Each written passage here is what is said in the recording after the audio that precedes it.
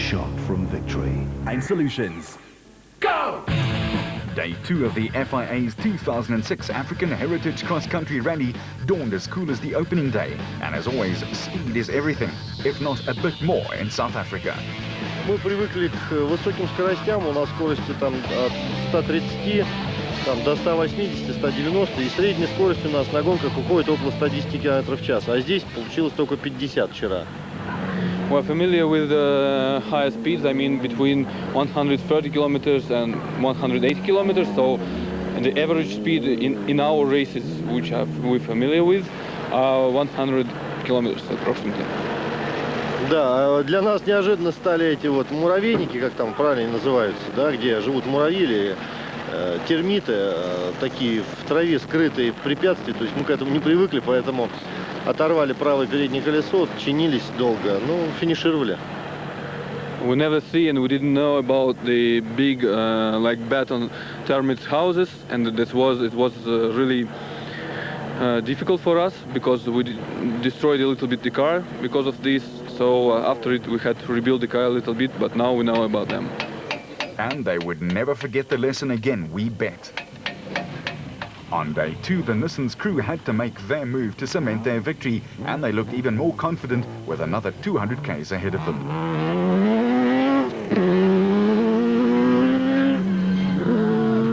After some very long, small hours of the night work, the crew had got the buggy ready for action on day 2, and Shmakov and Mesharyakov were eager to take back the half an hour they were behind.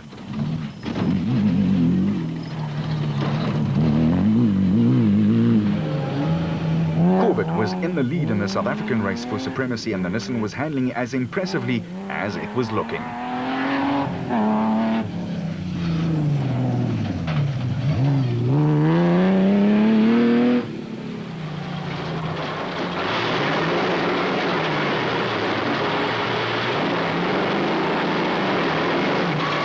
Cronje and Birkin in the Toyota Hilux were in control, but driving with discretion is the better part of valor, even though they wrong-slotted it here.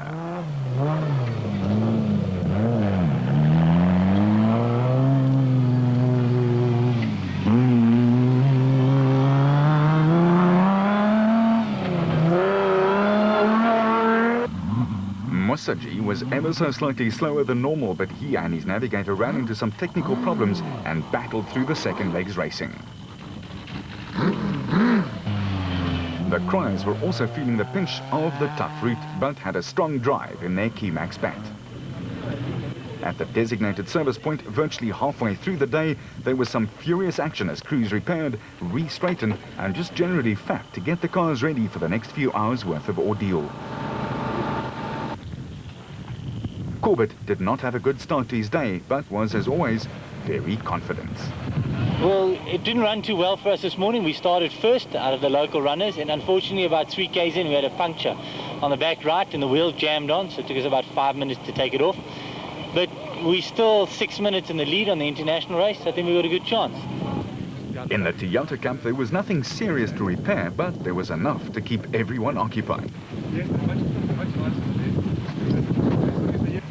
After DSP, it was back on the road, and the Hungarian squad were on a mission.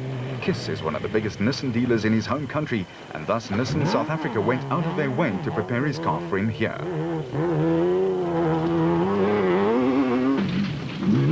The Russians were keeping the pedal to the metal in the Zoll buggy, but their gearbox left them in the lurch, and they were battling to get it going properly.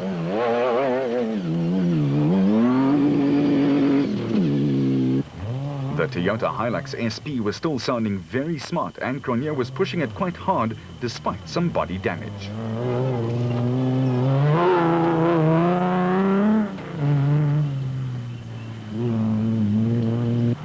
20 k's into the last leg, and Corbett also suffered a similar fate as the Russian visitors, and that meant the end of his challenge for the overall title.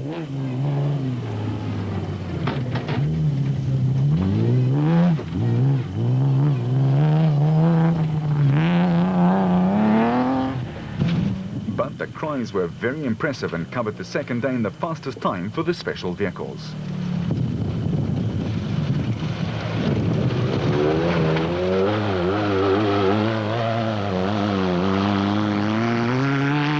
Unfortunately for Sergei and Konstantin, the gearbox did eventually decide to give up the Ghost and they were stuck. It would cost them 6 hours of repair penalties. Cronje and Birken were on a tearaway mission and clocked the quickest time of the day for the 200k jaunt.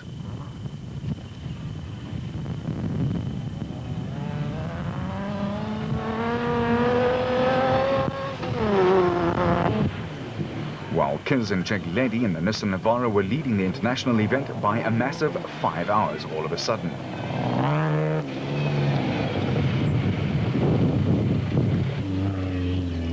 The Cries were very happy with their preparation for the Ford Motorrad 400 and pleased to keep the car on the road.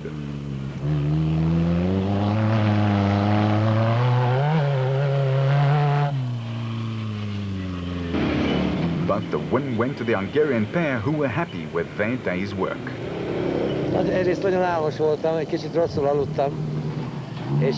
It was quite a hard week for Sándor because he had a not so good sleep today, but as he got used to the race tempo, it was very nice, and the track is beautiful, and he's very happy with the car itself.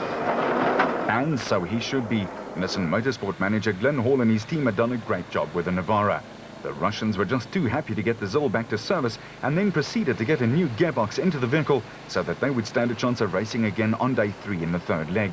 Meanwhile, the Century Property lads were ironing out a few problems of their own. Always with a new car, there's always teething problems. Unfortunately, the rack went. The steering rack went in about 20 k's into the loop and put us out. So for this loop, we've got a 2-hour penalty, which will put us at the back of the field, but we're still ready to run tomorrow. And that is certainly the battle cry of the off-roaders. There's always tomorrow. Young Cry in the Keymax Property bat was happy with these days' toils behind the wheel.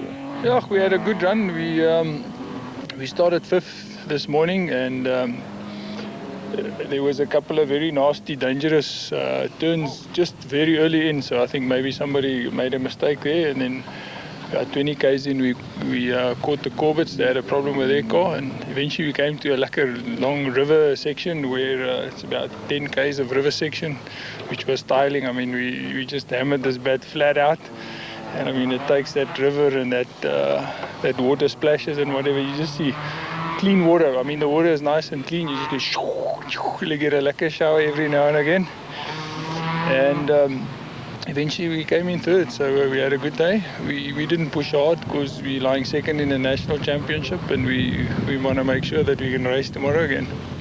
And it showed as the pair kept it simple yet quick. As for the TTR Racing Gymco crew, they were going well until they got fenced in. Well, we had a good start. The prologue was great. We were very well marked. We were going very quick. We managed to pass one of the other Class Bs, and then we got close to Mark Corbett, so we had made up quite a bit of time. And 300 meters from the end, I think all our luck ran out, and we ran a bit wide on the last corner of the prologue, and we went through a fence. The whole fence tangled our rear wheel and eventually got us to a standstill. So it took us another 20 minutes to get it untangled and get over the line. So it looks like we're going to have to start it from the back tomorrow and push us out. And we're going for broke, basically. We want to finish and try and get a good position, hopefully. Go! So after 400 k's of racing and another 400 to go during the last leg, which was incorporated into the Ford Motorrad 400 race, it was the Nissan enjoying a huge 5-hour lead in the international section, while Cronje and Birken led the locals by half an hour.